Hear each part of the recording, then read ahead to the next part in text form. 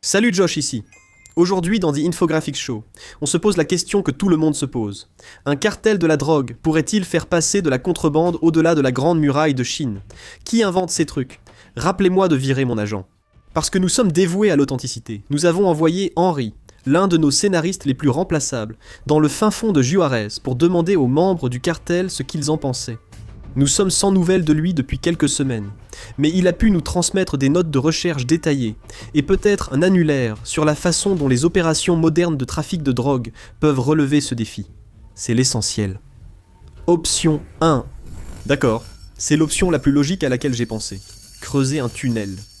Les principaux centres d'intérêt des cartels de la drogue sont sans doute la vente de drogue, les assassinats atroces et la construction de tunnels. L'ampleur de ces tunnels va vous surprendre.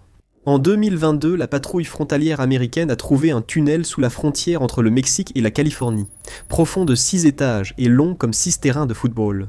Ce tunnel d'environ 1,20 m de diamètre permettait au cartel de transporter de grandes quantités de cocaïne, méthamphétamine et héroïne depuis Tijuana. Il passait sous des parties très fortifiées de la frontière américaine, avec une sortie cachée dans un entrepôt d'une zone industrielle de San Diego. Il y avait même l'électricité et la ventilation, rendant les lieux plus confortables pour les trafiquants. Comment la passion du cartel pour les tunnels pourrait-elle les aider à franchir la Grande Muraille avec de la poudre colombienne? Pour vaincre un ennemi, il faut viser son point faible. C'est quelque chose que Sun Tzu approuverait probablement. La Grande Muraille de Chine est en fait très longue, près de 21 200 km. Et bien sûr, sur le plan défensif, elle n'est pas en reste. Des garnisons régulières, des tours de guet, des forteresses, des casernes pour les soldats, et le système de signaux de fumée et de feu, que nous avons tous vu au début de Mulan de 1998. Parfois, la caractéristique la plus remarquable d'une structure, sa longueur, peut aussi être sa faiblesse. Et bien que certaines parties de la muraille servirent de contrôle frontalier pour les personnes entrant et sortant du territoire impérial, une grande partie de la muraille se trouve en pleine nature. En supposant que le cartel de la drogue dispose d'équipements de construction, on peut raisonnablement supposer que la construction d'un narcotunnel est extrêmement bruyante. Disons qu'un garde impérial chinois très confus, voyageant dans le temps, entend des machines lourdes rugir à environ 1 mile de la Grande Muraille. Ils vont avoir quelques questions, c'est le moins qu'on puisse dire. Et c'est pourquoi je pense que si vous voulez vraiment tenter ça, creuser un tunnel sous ou à travers les montagnes, Yan est la meilleure option pour rester discret et ne pas attirer l'attention. Mais c'est un problème. Ça va être un sacré boulot. Les montagnes Yan, faites de calcaire, granit et basalte, sont déjà dures à traverser dans Minecraft, alors en vrai, imaginez. Bien sûr, il existe un précédent pour construire sous la Grande Muraille. Les Chinois l'ont fait eux-mêmes. La Grande Muraille souterraine de Chine est le surnom donné à une série de tunnels souterrains de 3000 miles, que la Chine utilise pour stocker des ogives nucléaires. Mais ce qu'un gouvernement de superpuissance accomplit en décennies dépasse largement ce que la plus riche organisation criminelle peut faire en 3 mois. Et puis il y a cet autre problème. Il vous faut une destination à l'autre bout, comme cet entrepôt à San Diego. Est-il vraiment utile de placer des membres du cartel, de former ces membres à l'architecture Ming et de leur faire construire des structures à la sortie du tunnel juste pour passer la drogue? C'est beaucoup d'efforts pour peu de bénéfices, tu ne crois pas? Pourquoi risquer argent et vie à passer sous le mur alors que tu pourrais juste essayer de le franchir? Option 2. Parfois, rien ne vaut un grand classique. Parmi tous les qualificatifs négatifs pour le cartel, impitoyable, violent, sadique, immoral, tu ne peux nier leur créativité. Ils connaissent leur histoire. Ils ont même employé des méthodes médiévales pour franchir les défenses frontalières, comme une simple catapulte. En 2011, les gardes-frontières de Naco, en Arizona, ont dû croire qu'ils hallucinaient lorsqu'ils ont vu des images d'un pick-up de l'autre côté de la frontière avec une catapulte à élastique installée à l'arrière. Les narcos comptèrent s'en servir pour lancer 4,4 livres de ganja par-dessus la clôture. Un membre du cartel en Arizona devait ensuite le récupérer et préparer la distribution. Ce n'est pas la seule manière, ni la seule fois, que cela s'est produit. En 2017, une grande catapulte a été retrouvée fixée au mur frontalier entre les États-Unis et le Mexique, près de Tucson. Cet engin médiéval a été utilisé pour lancer 2 paquets de weed, pesant au total 21 kg, directement par-dessus le mur. Cela pousse à se demander à quel point cela fonctionnerait avec la Grande Muraille, et la réponse pourrait bien vous surprendre. Après 2017, certaines parties de la frontière entre les États-Unis et le Mexique, qui possèdent des murs physiques, atteignent parfois jusqu'à 9 mètres de haut. Et il est clair que les catapultes à drogue n'ont eu aucun mal à franchir cette hauteur. La Grande Muraille de Chine mesure en moyenne 7,5 mètres de haut. Ainsi, une catapulte à drogue franchissant le mur frontalier américain pourrait sans doute passer aussi la Grande Muraille. Et il s'agit de catapultes légères et maniables, pas des énormes engins de siège en bois du Moyen-Âge. Il serait probablement facile de surveiller les parties les plus faibles du mur, puis de lancer un paquet de drogue par-dessus. Le problème, c'est que si tu es assez près pour catapulter un ballot de cannabis par-dessus la Grande Muraille, mais qu'est-ce que je raconte?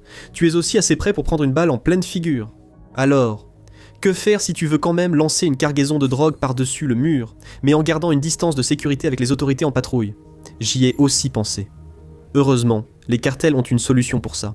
Permettez-moi de vous présenter, Trumbull, s'il te plaît, le canon narco. En 2013, la police mexicaine a trouvé un pick-up avec un grand canon à l'arrière, alimenté par un moteur de voiture. Il était capable de projeter une cargaison de 13 kg de marijuana à plus de 150 mètres. Ces canons pneumatiques sont en gros une version coûteuse et surdimensionnée des canons portatifs que les employés utilisent pour lancer des t-shirts lors des matchs de baseball. Cela semble être une option assez puissante. Le problème, c'est qu'il y a une limite à la quantité de contrebande que tu peux faire passer de cette façon, et ce n'est pas vraiment discret. Donc, si tu veux que tes clients montent plus haut, toi aussi tu veux monter plus haut. Mais comment? Heureusement, j'ai un plan pour ça. Option 3.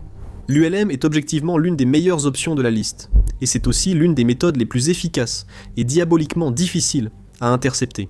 En 2012, le département américain de la sécurité intérieure a déboursé 100 millions de dollars pour créer un système sur mesure, afin de les aider à détecter même ce genre d'appareils furtifs, rapides et utilisés pour la contrebande de drogue. Ils pèsent moins de 115 kg et transportent 5 gallons de carburant. Ces appareils ont été impliqués dans plus de 200 incidents entre 2008 et 2014. Pour bien visualiser ce dont il s'agit, imaginez un planeur avec un moteur et un panier en dessous. Ce panier peut contenir des centaines de livres de drogue. C'est bien plus qu'une catapulte ou un canon ne pourrait lancer. À part les crashs accidentels, ce qui arrive parfois comme lors d'un incident en 2009, ces avions ultra légers ne sont pas conçus pour atterrir de l'autre côté de la frontière. Ils larguent simplement la drogue, depuis une grande hauteur, et quand le paquet tombe au sol, des agents de l'autre côté le récupèrent et le distribuent. Il y a de fortes chances que cela passe complètement au-dessus de la tête, au propre comme au figuré de toute personne se trouvant sur le mur. Au mieux, ils entendraient un bourdonnement vague, très haut, au-dessus, et même s'ils le remarquaient, il serait presque impossible d'abattre un avion ultra léger sans armes adaptées. Donc oui, c'est une des options les plus solides. Mais pensons comme le cartel, et soyons gourmands. Le ciel est presque totalement libre pour faire passer de la drogue au-dessus de la Grande Muraille. Franchement, qui a écrit ça? Existe-t-il un moyen plus subtil et efficace de faire passer une cargaison par les airs? Option 4. Les drones servent aujourd'hui à tout. De filmer des vidéos pour YouTube à bombarder des mariages au Moyen-Orient. Ce sont des outils neutres, utilisables pour le bien ou le mal, et les cartels sont ravis de les ajouter à la colonne du mal. Oui, les drones sont désormais un nouvel atout des cartels pour la contrebande de drogue. La situation inquiète tellement les agents frontaliers qu'en 2026, ils ont investi dans un arsenal de fusils laser anti-drones. En mars 2024, le général Gregory M. Guillo, chef du commandement Nord des États-Unis, a informé le Congrès que plus de 1000 drones traversaient chaque mois la frontière américano-mexicaine pour la contrebande ou l'espionnage des forces de l'ordre américaines. Bien sûr, les cartels n'utilisent pas de drones Predator militaires capables de transporter des centaines de livres de drogue.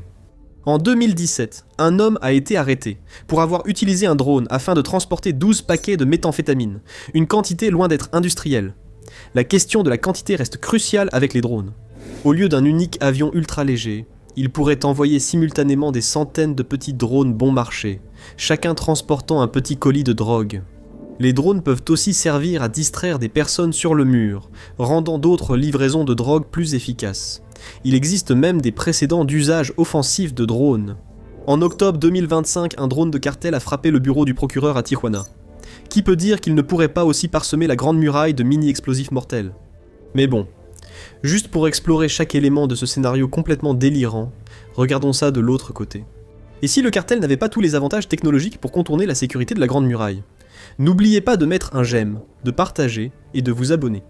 Avec un peu de chance, nous pourrons bientôt récupérer Henry du cartel. Hashtag sauver Henry. Option 5.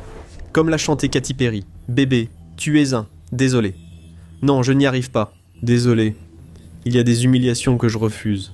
Comme chanter du Katy Perry dans une vidéo sur les cartels mexicains trafiquant à travers la Grande Muraille de Chine.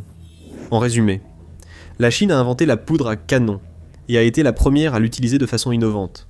Ainsi, si vous deviez lancer de la drogue par-dessus la grande muraille de Chine, utiliser des feux d'artifice semblerait logique, non?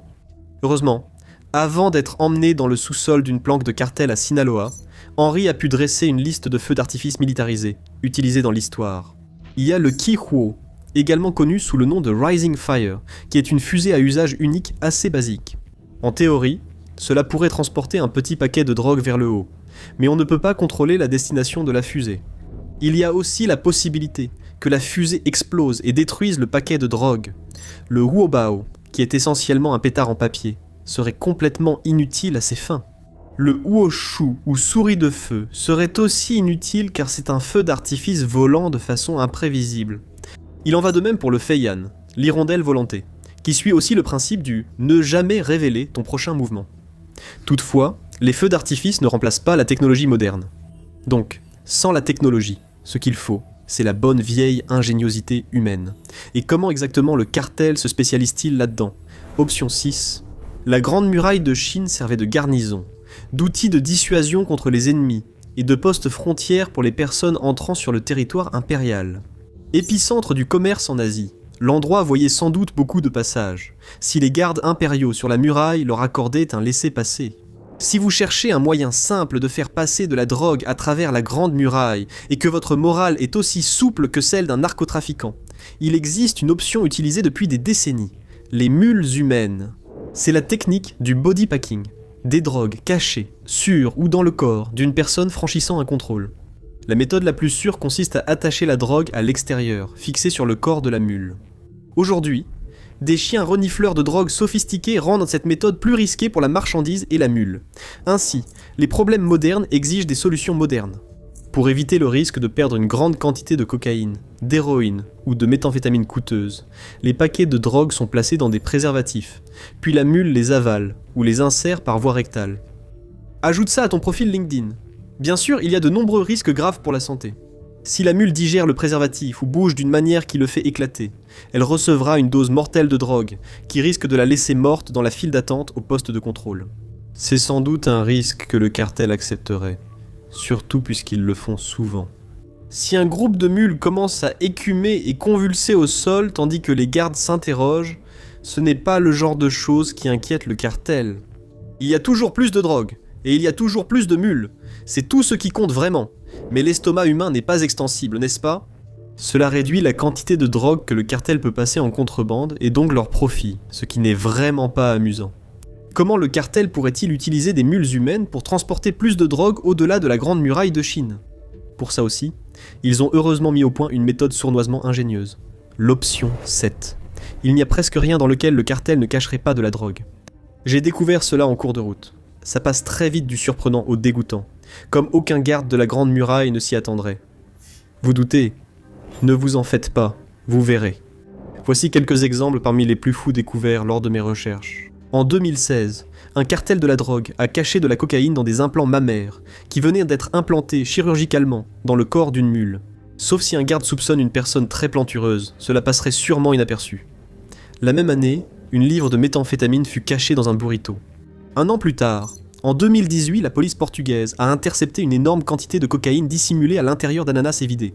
Et en 2006, parce que parfois les cartels de la drogue peuvent être d'un mal presque comique, ils ont tenté de faire passer de l'héroïne à l'intérieur de chiots, ce qui franchement relève du pur super vilain.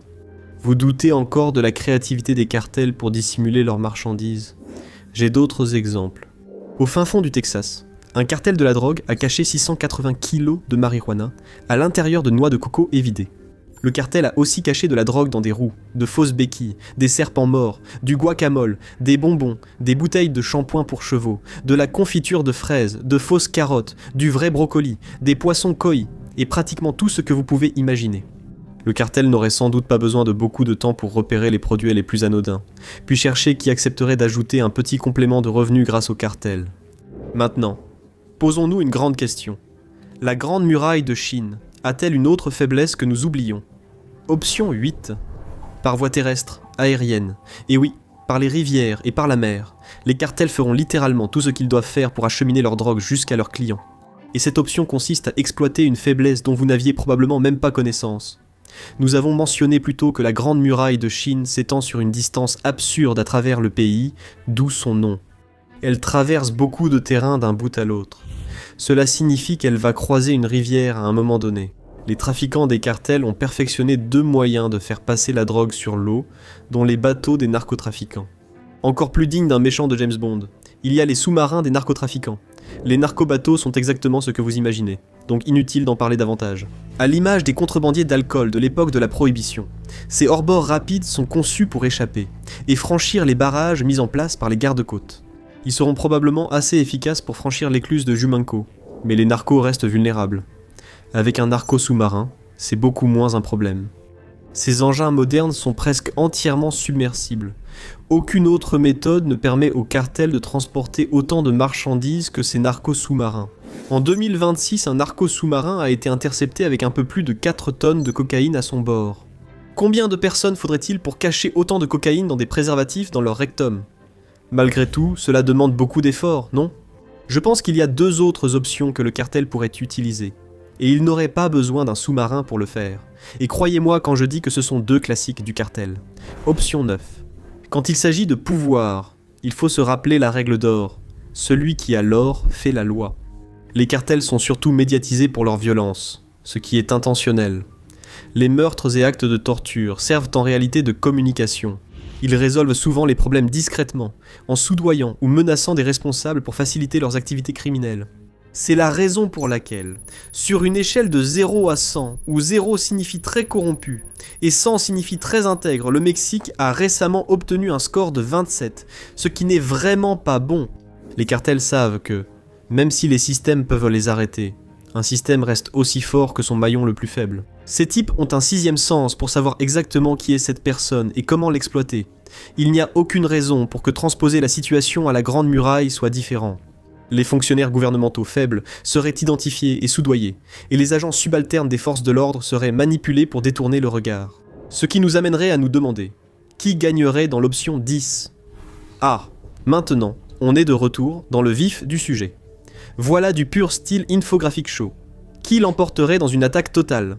Un cartel de la drogue envahisseur ou des troupes de la dynastie Ming en garnison sur la Grande Muraille de Chine ? Ce n'est pas si simple. Les troupes chinoises auraient l'avantage du nombre et de jouer chez elles. Les 9 garnisons de la dynastie Ming, réparties tout le long de la muraille, comptaient au total environ 300 000 soldats, ce qui n'est pas négligeable. Ils ne seraient pas tous là en même temps, mais alertés par la fumée et les signaux du côté attaqué. Ils arriveraient vite. Ces troupes étaient là bien équipées, et armées pour l'époque. Ils avaient sabres et lances pour le corps à corps, arcs, flèches, premières armes à feu, et canons pour les combats à distance. Mais malgré tout cela, il est tout à fait possible qu'une force plus réduite de soldats narcos d'un cartel moderne puisse l'emporter, à condition qu'ils disposent de leurs armements modernes. Les sicarios portent des gilets pare-balles avancés, rendant la plupart des armes à feu de la dynastie Ming à peine plus dangereuses qu'un pistolet à billes. Mais la défense n'est pas leur seul atout, ils sont aussi de véritables bêtes en matière d'attaque. Fusils d'assaut et pistolets mitrailleurs automatiques, fusils de sniper calibre 50 armes de poing, et les drones explosifs évoqués précédemment. C'est un niveau d'armement tellement inconnu pour les guerriers de la Chine Ming, qu'ils auraient probablement du mal à s'orienter dès le début de l'attaque. Nous l'avons vu constamment à travers l'histoire, des conquistadors aux colons britanniques en Amérique du Nord. Cette supériorité technologique des armes est souvent un facteur plus déterminant dans les conflits que la taille réelle des armées. Avant de commencer à crier au sujet des tactiques, il vaut la peine de se rappeler combien de soldats des cartels étaient d'anciens membres des forces spéciales, parfois même entraînés par des soldats d'élite aux États-Unis. Ils savent tout ce que savent les soldats Ming et bien plus encore. Parfois, les cartels échouent. Découvrez ce qui arrive quand ils s'en prennent aux mauvaises personnes et que leur intimidation se retourne contre eux. Ou regardez cette vidéo.